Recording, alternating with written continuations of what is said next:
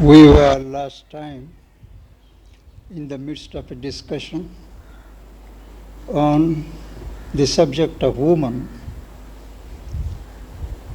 as expounded by Mother and by Sri Aurobindo. The starting point was Mother's address, an address or two to the women of Japan, but we decided to take a larger sweep and note the principal points in their approach. We noted that the tradition all along in the world, both in the East and the West, in religion, spirituality, and social structure, has been very unfair to women. They have always been relegated to a secondary status.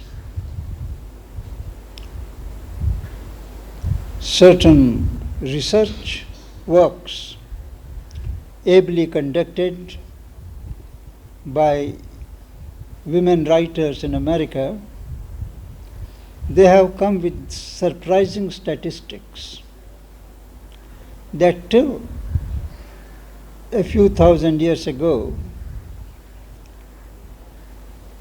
the whole society, human society, was shaped and governed by women. The patriarchal society started somewhere about the Christian era. Volumes have been printed, and more researches are going on. They add support to what Sri Aurobindo and the Mother say, and that is, man and woman are not opposites. They are complementaries. They are differences in the statuses of consciousness, but the consciousness is the same.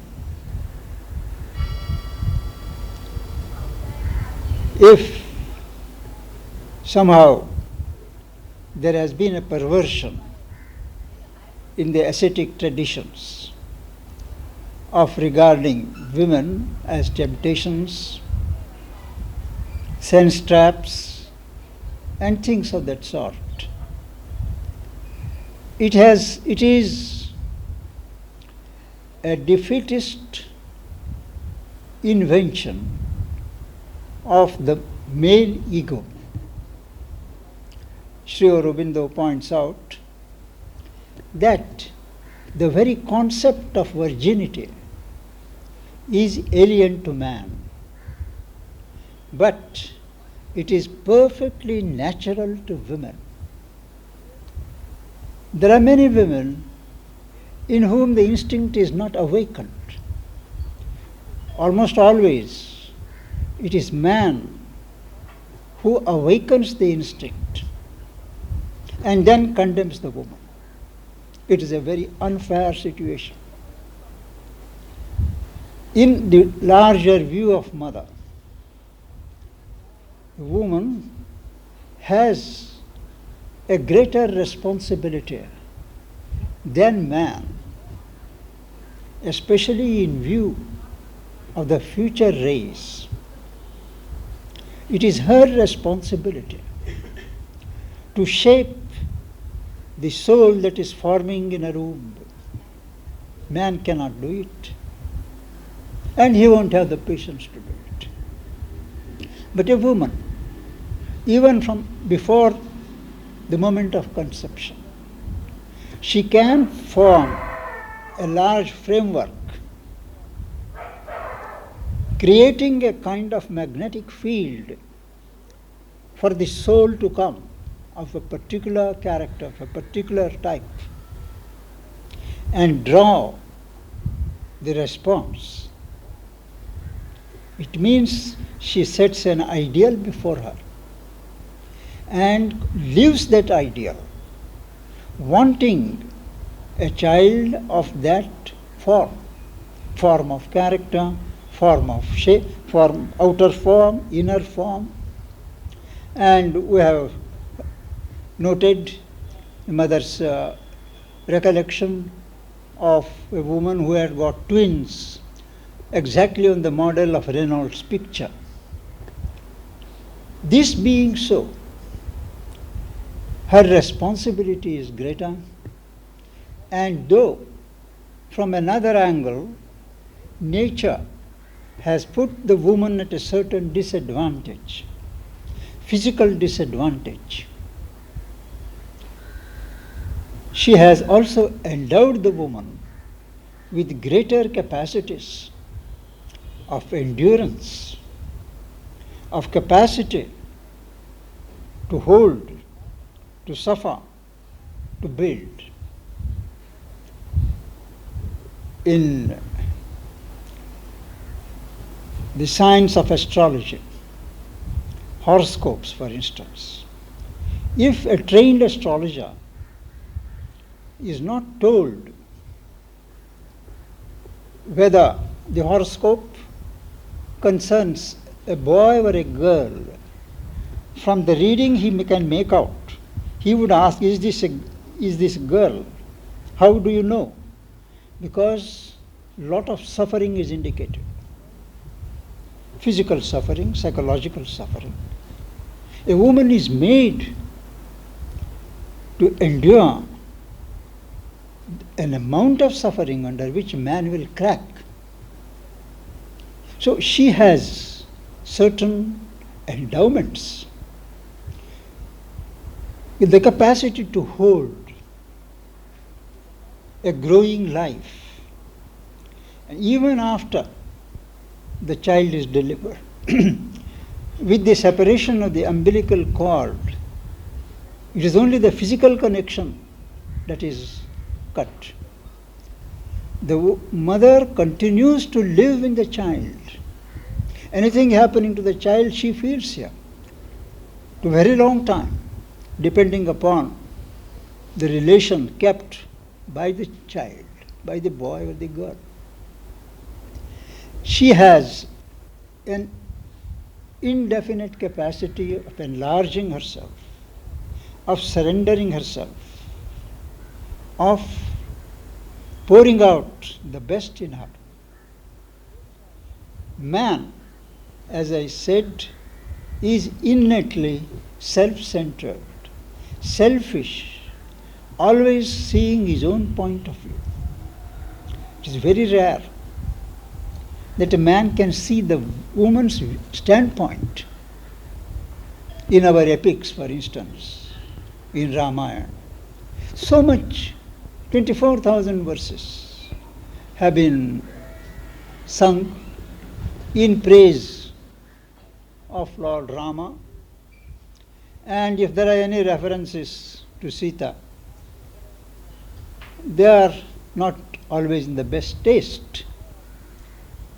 It took a long time for Sita to find her voice, and it is a matter of pride for us that it is a close disciple of Sri Aurobindo and the mother, Dr. Srinivas Iyengar, who has now written a poem of epic proportions called Sitayan, in which he narrates the story from her point, Sita's point of view.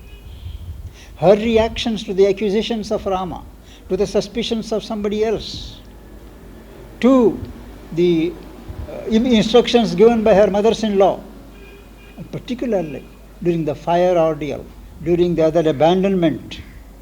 How does she feel?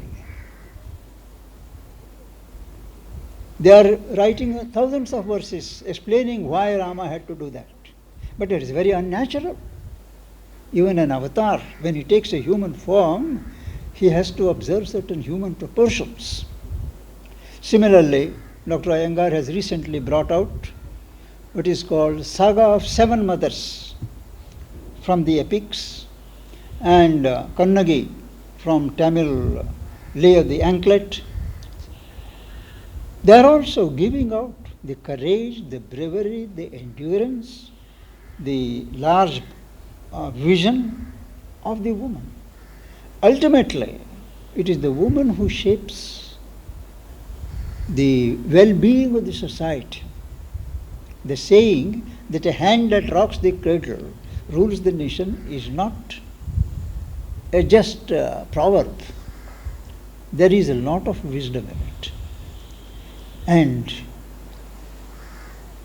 a time has come now for the women power to come into its own.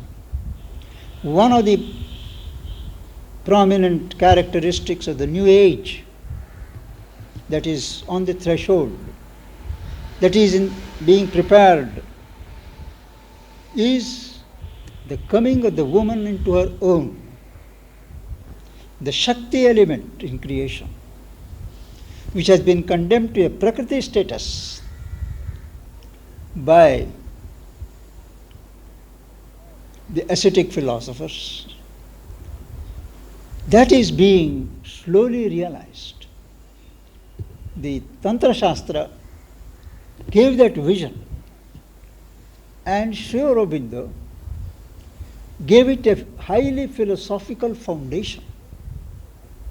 How? The divine Shakti it is which constructs, which visions, which constructs, which executes.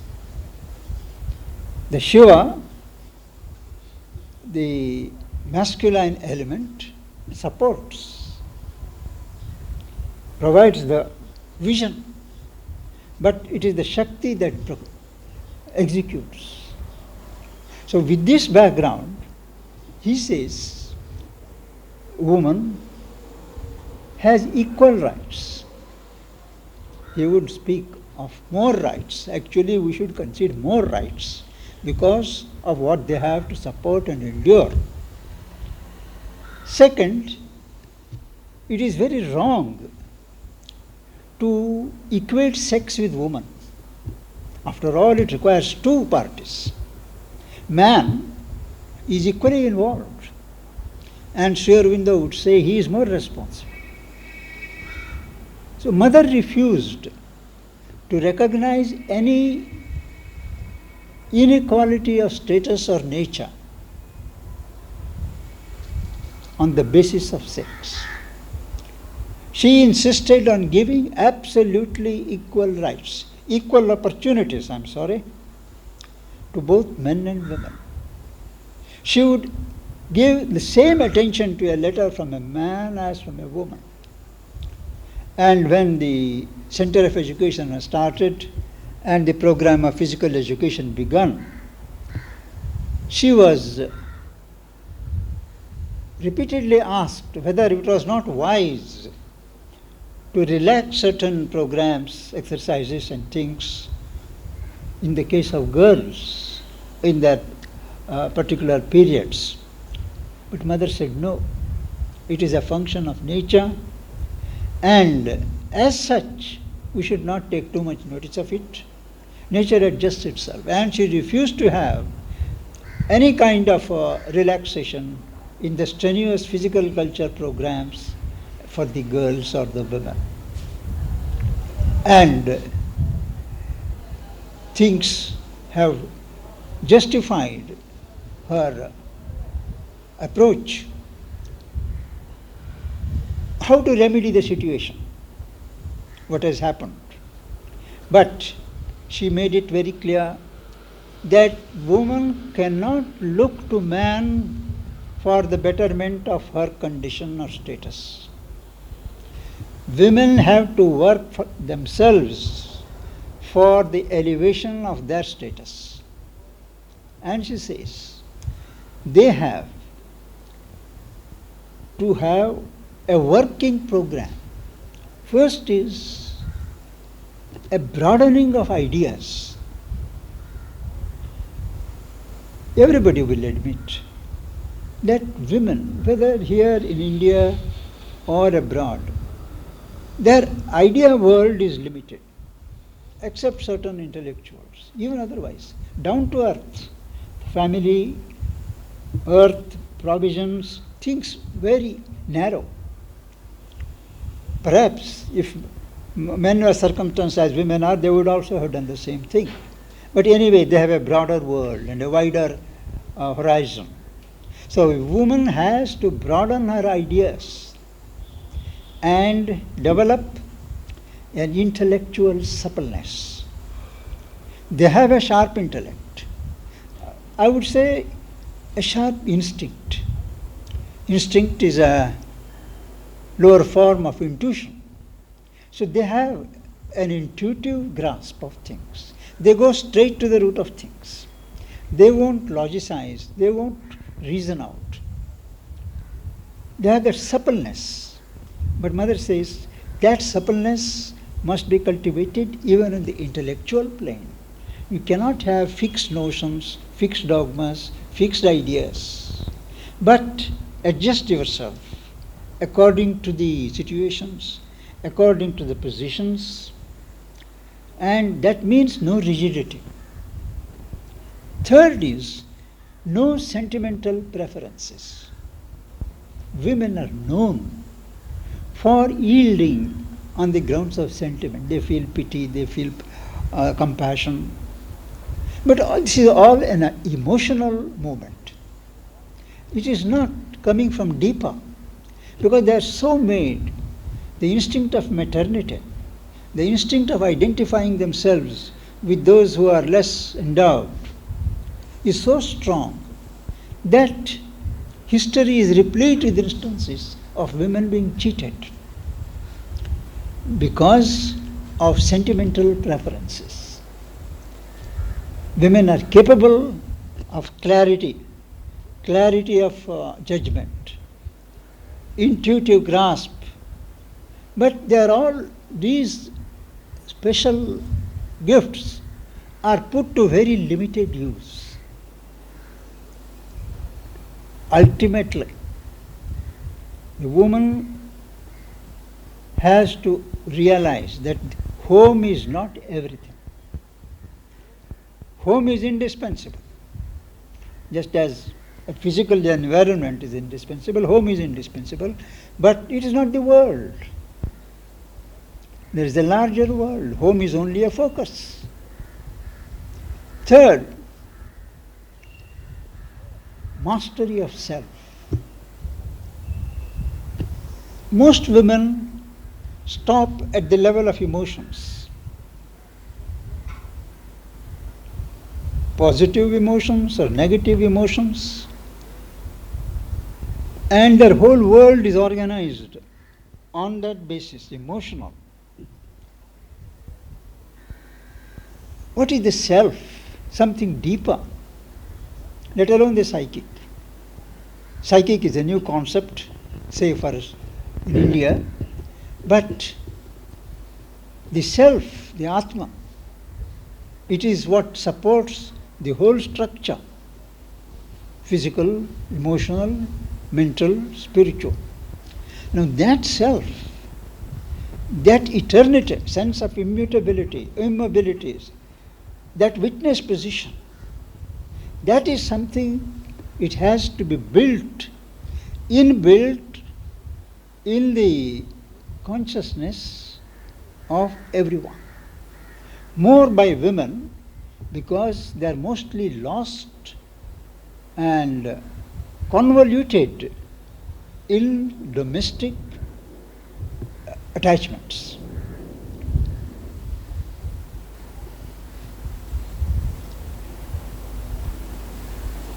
And then equality. But equality is not to be confused as it is done in West, particularly in America, of physical equality. If I go, as I did, as it happened to me a number of times, if I speak of mankind, one woman will get up in the meeting and say, "You are wrong, you are old-fashioned, don't speak of mankind." Are we not there? Speak of humankind. That way, but if I say that when we talk of high subjects like philosophy or yoga, when we speak of man, it includes woman. She said, you are not the first person to say that. Everybody says it, but nobody means it. Now, this, what is called aggressive feminism, is not going to help anybody. So much so that today in America there is a reaction against the excesses of feminism. And cases have gone even to the Supreme Court, Federal Court, on this basis. But in India, things have not gone to that extent. And the concept of equality of women and men on a deeper level is being recognized in all religions in India. And particularly at the end of the 20th century, this is not something new, but it has to be practiced. And as we noted, till a woman gets a certain economic independence, all this talk of equality will remain on paper. If she has to depend on man for her living, for her maintenance, for running the house, man does become a tyrant. He bosses. So this is totally foreign to a spiritual consciousness. Now, how it is going to be worked out in the East, I do not know, and it is outside our range of study. But the fact remains that a woman has to learn to be independent on all levels of her being. The physical life is only one circumstance of life. There is the life of emotions, life of sensations, life of aesthesis, life of ideas, thoughts, life of Godward seeking. Godward seeking of God not only within and above, but around. So there is a whole program of life which can be better executed by women than by men. And mother says, she told it about 80 years ago, that ultimately it will be the woman who will have to give birth to a Superman. At that time, the idea of a Superman was different from what it became later.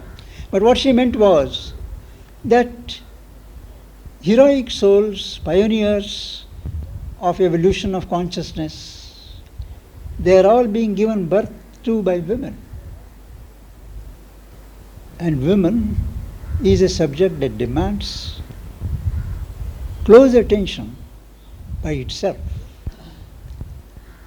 That brings us to a certain point of appreciation of the role of women and the myth of woman being a snare, woman being an impediment, and the social structure going to pieces if women are given freedom. There are still groups, religious groups, fundamentalists, who stick to these outmoded ideas, but they are patronized more on the ground of politics than on the basis of truth. Now, to take leave of that subject, we are still with mother in Japan. During her 4 years of stay, she had number of spiritual experiences, some of which have been recorded in her prayers and meditations. if one reads them carefully, reading between lines, one can get a peep into the rich yogic life that was developing in her. She records how she met Buddha, Shakyamuni. She met somebody else from the Christian mystic background. And everywhere she was told, go back to earth, go back to earth. That is, her mission is on earth and not elsewhere. And there is one particular prayer where she speaks of her having prepared a feast and man having refused it. She is very sad about it, and she offers it to the divine. Many readers have facilely interpreted it as an incident in mother's life with Richard, that she had prepared a feast and he had he had declined to have it. But she once explained on the playground exactly what happened. And that, I think, is something we should read. It is on September 3, 1919. She writes in the prayer, since the man refused the meal I had prepared with so much love and care, I invoked the God to take it. My God, thou hast accepted my invitation. Thou hast come to sit at my table, and in exchange for my poor and humble offering, thou hast granted to me the last liberation. My heart, even this morning, so heavy with anguish and care, my head surcharged with responsibility, are delivered of that burden. Now are they light and joyful, as my inner being has been for a long time past. My body smiles to thee with happiness, as before my soul smiled to thee. And surely hereafter thou wilt withdraw no more from me this joy, O my God. For this time, I think, the lesson has been sufficient. I have mounted the Calvary of successive disillusionments high enough to attain to the resurrection. Nothing remains of the past but a potent love which gives me the pure heart of a child and the lightness and freedom of thought of a God. Now, this passage has lent itself to funny interpretations. And explaining the background and the real import of this, she spoke on the playground once when she was dealing with her prayers and meditations. And as recorded by Nalini Kantagupta, it reads, "It was a banquet I prepared for men, not man," imagine. "It was a banquet I prepared for men. Instead of life of misery and suffering, of obscurity and ignorance, I brought to them a life of light and joy and freedom. I took all the pains the task demanded, and when it was ready, I offered it to mankind to partake of it.